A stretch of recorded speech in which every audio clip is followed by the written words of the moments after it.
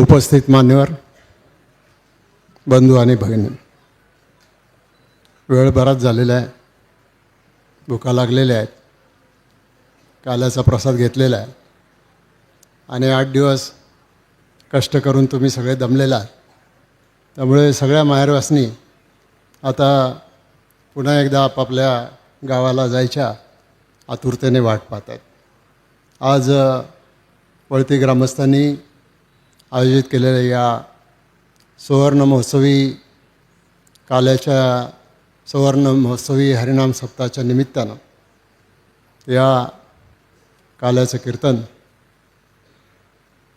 हरिभक्तपरायण माऊली छोटे माऊली यांनी आपल्याला अतिशय सुंदर पद्धतीनं या ठिकाणी सादर केलेलं आहे. आज या कार्यक्रमाला येत असताना मला हे सांगितलं पाहिजे की काही दिवसापूर्वी आपल्या गावातले लोक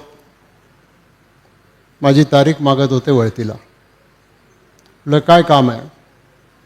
ते म्हणे नाही, आरोग्य उपकेंद्र बांधून पूर्ण झालेलं आहे, त्याचं उद्घाटन करायचं आहे, त्याचं लोकार्पण करायचं. आता ते उद्घाटन आणि लोकार्पण हा कार्यक्रम संपल्यावर आम्ही तिथं जाऊन करणार आहोत. आणि दुसरं, मांगीर बाबाचा जो रस्ता आहे त्या ठिकाणी एक पुलाची गरज होती. म्हणजे उपकेंद्राला जवळजवळ 50 लक्ष रुपये आणि या मांगीर बाबाच्या पुलाला 94 लक्ष रुपये मंजूर केलेले आहेत.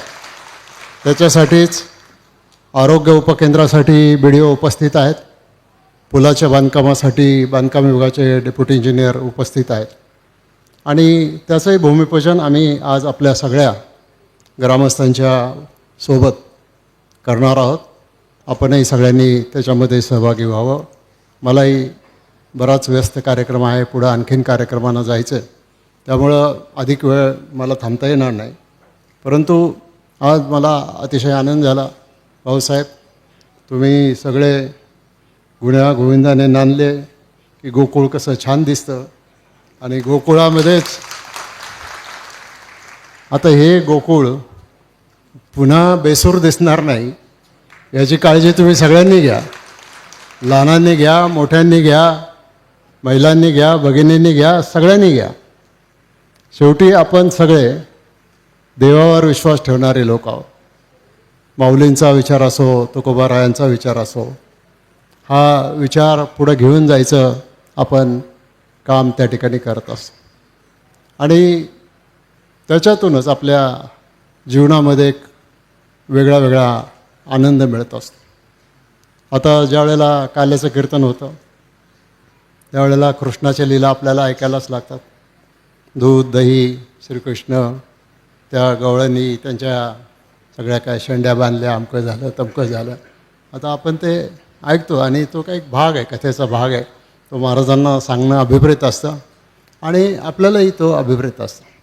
आणि म्हणून माझं एवढंच आपल्याला सांगणं आहे की आपण सगळेजण या अध्यात्म क्षेत्राकडे जेवढं वळलेलो आहोत, संत महंत ज्या वेळेला विचार आपल्या सगळ्यांच्या समोर मांडतात त्यावेळेला त्या विचारामधला खरा अर्थ आपण स्वीकारायला शिकलं पाहिजे. आपल्याला आवडेल तेवढाच अर्थ त्याच्यामध्ये आपण स्वीकारून चालणार नाही. शेवटी आज समाजामध्ये एक प्रकारची जी अस्वस्थता दिसते, मग समाजामध्ये दिसते, जाती जातीमध्ये दिसते, धर्मामध्ये दिसते, ज्येष्ठांमध्ये आणि तरुणांमध्ये दिसते आणि प्रत्येकजण या अस्वस्थतेपोटी त्या ठिकाणी आज रस्त्यावर येण्याची, संघर्ष करण्याची भाषा त्या ठिकाणी करत असतो. आणि म्हणून ही अस्वस्थता घालवायची असेल तर मग तरुण पिढीला योग्य विचार आपल्याला दिला पाहिजे. राजकारणातल्या लोकांनी चांगलं वागलं पाहिजे, प्रशासनातल्या लोकांनी गतिमान प्रशासन केलं पाहिजे, सामान्य माणसाचे प्रश्न त्या ठिकाणी सोडवले पाहिजे. मी या निमित्तानं आता इथे उपस्थित झालाच विषय, मी तुकारामजी मुंढे यांचं मनापासून अभिनंदन करेन की त्यांनी महाराष्ट्रामध्ये आणि अन्य ठिकाणी ज्या काही दुधातल्या भेसळी किंवा वगैरे वगैरे चाललं आहे त्याच्याबद्दल मी त्यांचं मनापासून अभिनंदन करतो. त्यांनी आणि हे कोणीच मान्य करू शकत नाही. शेवटी तुमच्या घरातली मुलं असली काय, माझ्या घरातली मुलं असली काय, त्यांना असं दूषित किंवा त्यांच्या आरोग्याला अपाय करेल असं काही आपण वागून चालणार नाही. आणि त्याच्यासाठी हे मी माझ्यासारख्याने स्पष्ट सांगितलेलं आहे. तुम्हाला काय, शेवटी त्या खात्याचे मंत्री आमचे राष्ट्रवादी काँग्रेस पक्षाचे झिरवाळ साहेब आहेत. झिरवाळ साहेबांनी त्यांना खुली मोकळीक दिलेली आहे. आम्ही आज सरकारमध्ये आहोत आणि सरकारमध्ये असताना ज्यावेळेला मुंडे साहेब हे जे काम करतायत त्याला आमचा सगळ्यांचा पाठिंबा आहे.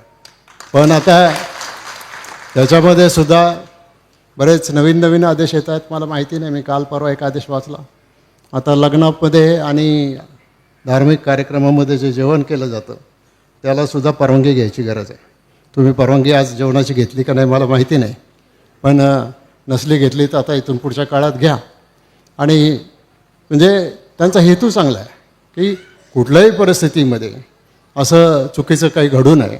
मग लहान मुलं असतील, मोठी माणसं असतील, आणखीन कोणी असेल, आणि त्याच्यामुळं एक विनाकारण असा समज केला जातो की कोणीतरी चुकीचं काम करत आहे त्याला आम्ही त्याला विरोध करतो. मी तर जाहीर सांगितलेलं, ज्या दिवशी एखाद्या माणसाने चुकीचं काम केलं आहे असं तुम्ही सिद्ध करा आणि त्याच्या पाठीमागं दिलीप वळसे पाटील उभा आहे हे सिद्ध करा. दिलीप वळसे पाटील कायमची राजकारणातून निवृत्ती घेईल त्याच्यामध्ये. पण साफ म्हणून भुईला धोपटण्याचं काम जे अलीकडच्या काळामध्ये काही लोक जे करत आहेत ते उचित आहे असं मला वाटत नाही. आणि म्हणून आपण समाजामधले सगळे चांगले लोक आहोत आणि ते काम आपण सगळ्यांनी केलं पाहिजे. मी भाऊसाहेब तुमचं अभिनंदन करतो. तुम्ही ग्रामपंचायतीमधून आता महानगरपालिकेत गेला आहे, तुम्ही नगरसेवक झाला आहे. माझा एकदा झालेलं काम एकदा झालं की त्याच्याकडे फार लक्ष नसतं. आता मगाशी माऊली महाराजांनीच सांगितलं मंडप झाला आहे, मग मी मंडपाकडे पाहिलं. ठीक आहे, माझा बोर्ड लागला आहे, काम मी केलं, पण मी मंडपाच्या पलीकडेही पाहिलं. म्हटलं आता हे मंदिर मी सुद्धा लहानपणापासून पाहतो आहे, 67 सालापासून. देवराम दामाजी भोर ज्या वेळेला जिल्हा परिषदचे सदस्य होते तेव्हा त्यांच्या जिल्हा परिषदच्या निवडणुकीमध्ये देखील त्यावेळेला माझे वडील कैलासवासी दत्तात्रय वळसे पाटील हे या तालुक्याचे आमदार होते. आणि त्या जिल्हा परिषदच्या निवडणुकीमध्ये या वळतीला पहिल्यांदा आलो, त्याच्यानंतर अनेक वेळेला आलो.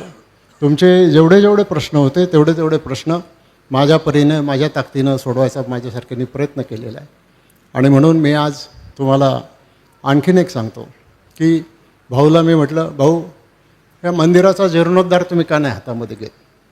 भाऊ म्हटले, जीर्णोद्धार मंदिराचा तर करायचाच आहे, पण आधी आमचं महादेव मंदिर अपूर्ण आहे, आम्हाला आधी महादेव मंदिराचा करायचा.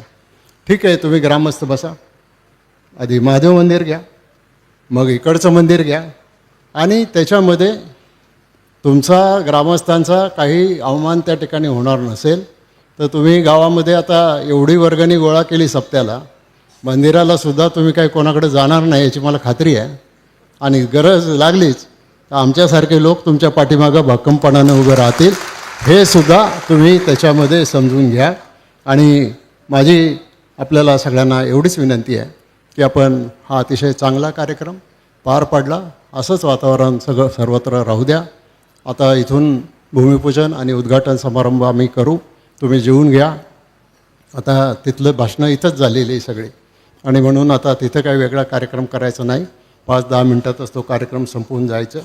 आणखीन एक आमंत्रण मला आपल्याला द्यायचं आहे की उद्याच्या 24 सप्टेंबरला रयत शिक्षण संस्थेचे अध्यक्ष माननीय शरदचंद्रजी पवार साहेब हे पिंपळगावच्या हायस्कूलचं उद्घाटन करायला आणि मंचरच्या महात्मा गांधी विद्यालयाला 100 वर्ष पूर्ण होत आहेत, त्याची जी नवीन इमारत बांधली आहे त्याचं उद्घाटन करायला येत आहेत. तर त्या कार्यक्रमाला आपण सगळ्यांनी उपस्थित राहावं अशी मी आपल्याला सगळ्यांना विनंती करतो आणि या ठिकाणी धन्यवाद देतो आणि आपली रजा घेतो. जय हिंद, जय महाराष्ट्र, जय हरी.